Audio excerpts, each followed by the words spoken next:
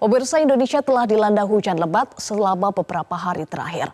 Lantas bagaimana prediksi cuaca sepekan ke depan dan apa himbauan bagi masyarakat untuk mengantisipasi potensi cuaca ekstrim? Untuk mengetahui informasi selengkapnya kita bergabung dengan jurnalis Metro TV, Valerie Budianto, langsung dari gedung BMKG. Valerie, bagaimana prediksi untuk cuaca di sejumlah wilayah di Indonesia sepekan ke depan ini?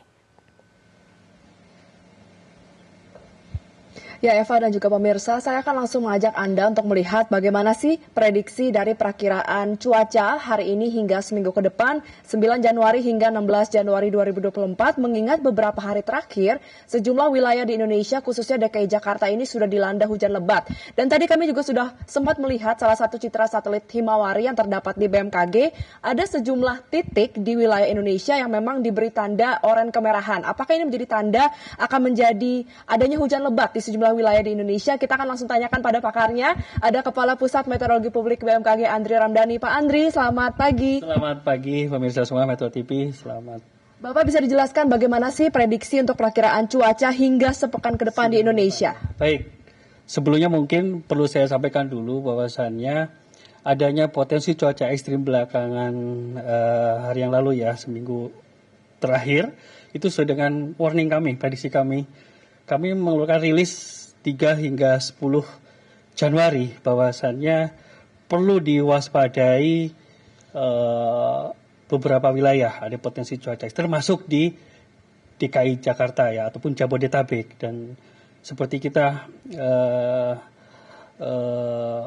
seperti kita lihat bersama juga sampaikan beberapa lokasi memang sudah terdampak, ada yang banjir, tanah longsor, bahkan laporan di kemarin 2 lokasi di Lebak, Kabupaten Lebak dan juga Bogor terlaporkan ada bencana longsor yang diakibatkan hujan lebat.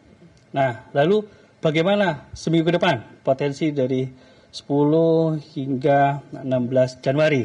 Nah, kita lihat dulu dinamika atmosfernya seperti apa untuk seminggu ke depan. Jadi kalau kita lihat dari pola angin dari utara itu menandakan bahwa saat ini di bulan Januari sudah masuk masa udara basah dari Asia masuk ke wilayah Indonesia. Ini mengakibatkan nanti banyak pertumbuhan awan hujan dan sudah rasakan kan dari awal Januari sudah mulai masuk sesuai dengan prediksi BMKG. Lalu juga ada fenomena lain yang menyertainya. Misalkan sering kita dengar ada MJO kan, Median Julian Oscillation, itu juga berpengaruh terhadap pertumbuhan awan hujan. Biasanya bergerak dari barat hingga ke timur, dari Samudra Hindia ke Pasifik. Ini sedang aktif saat ini di wilayah di barat Sumatera, di kuadran 2 dan 3. Ini efeknya apa? Nanti saya jelaskan. Lalu juga ada beberapa gangguan atmosfer lain, ada Rossby wave, Kelvin wave, itu juga membentuk dinamika potensi hujannya. Dan juga nanti ada di sini ada bibit siklon, ada low pressure area yang berpotensi bibit siklon di wilayah Australia. Nanti dampaknya juga berbeda untuk wilayah-wilayah di Indonesia. Karena Indonesia kan sangat luas ya, sehingga nanti perlu saya jelaskan satu persatu di mana yang perlu diwaspadai dan di mana yang trennya agak menurun gitu.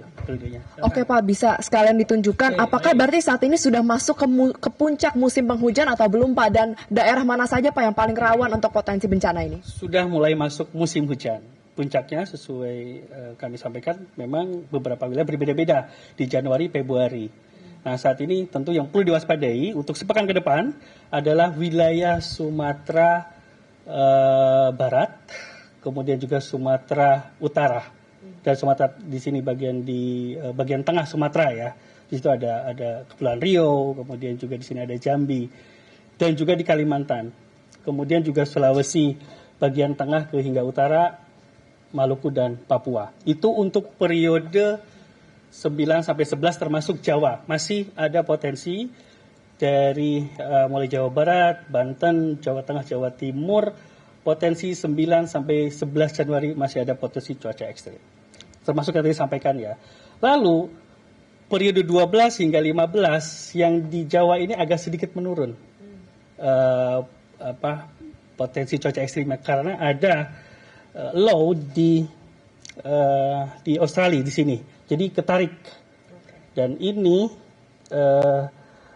ada potensi lain yang perlu diwaspadai. Angin kencang justru. Hujannya berkurang, tetapi angin kencang perlu diwaspadai di wilayah di Jawa sampai di wilayah Jawa utamanya. Tapi di NTB, NTT justru perlu diwaspadai adanya peningkatan potensi hujan lebat di periode 12 hingga 15. Ya, di sini 12-15 juga tetap diwaspadai. Ini hampir seminggu ke depan Sumatera bagian tengah ya ke utara, kemudian juga di hampir seluruh Kalimantan, kemudian Sulawesi bagian tengah ke utara, Papua.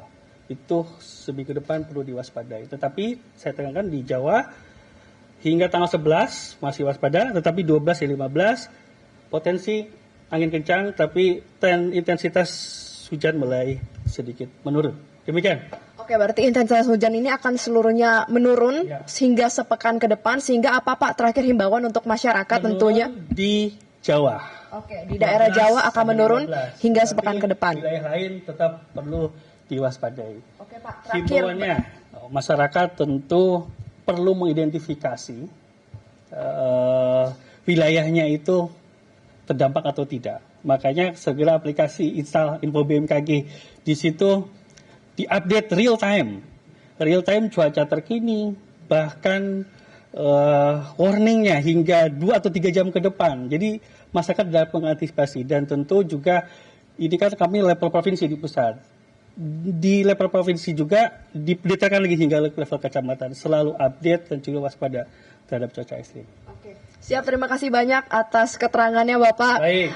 Pak Andri Ramdhani atas informasinya. Kita harus sama-sama terus mewaspadai potensi cuaca ekstrem ke depannya, meskipun saat ini musim hujan sudah masuk dalam musim penghujan, dan sepertinya untuk sepekan ke depan ini akan ada penurunan intensitas hujan khususnya untuk wilayah Jawa karena ada pergeseran angin ke wilayah Australia. Namun tentunya masyarakat dihimbau untuk selalu melakukan pengecekan terhadap aplikasi informasi BMKG, Info BMKG, dan juga mengantisipasi untuk membawa sejumlah alat pelindung dari hujan.